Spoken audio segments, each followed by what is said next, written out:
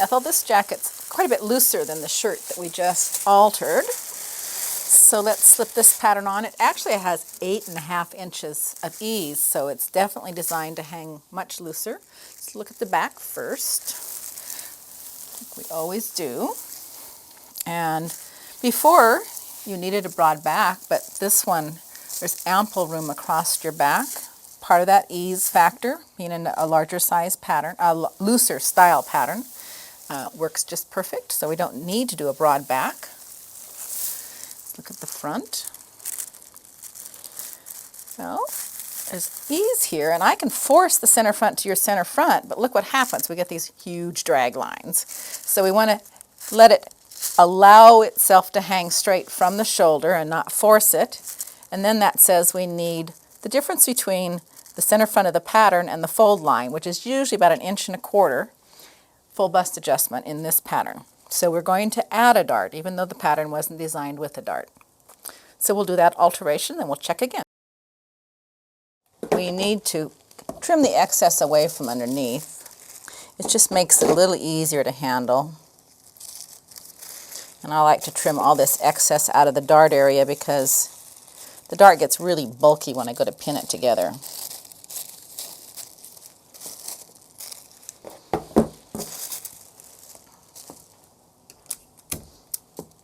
Okay, I'm going to bring my two new lines together and pin them. And that will form the dart.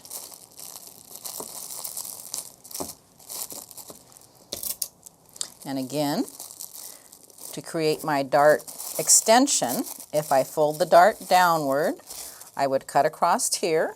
If I fold the dart upward, I'd cut across there. So it's up to you whether you want the dart pressed up or the dart pressed down. Let me do this one down so you can see what the extension looks like. The extension doesn't show as much when we fold the dart up, does it? So we just unpin that. And you can see I've created that dart extension that patterns always have for you. So I'm going to pin the dart back again, pin the whole thing back, and we'll try it on Ethel again to make sure the dart's okay and if it's in the right spot, and check to see if she needs any more alterations in the sleeve or armhole. Okay, Ethel, here's the loose fitted jacket. We'll see how it looks after its alterations. Oh, the front looks very good. The dart looks just fine. Turn around, let's look at the back. See if we need to do a sway back, and if it fits around your hips, and we'll just do a tiny sway back tuck. On this fitted jacket, I've also decided to add just to the side seam on both a side front and side back, so I have a 1-inch seam allowance. So that's been added as well. Now, looking at the main back piece, once I've done the sway back tuck, my straight of grain arrow is now a crooked arrow. So I'm going to just redraw it and make it a straight arrow.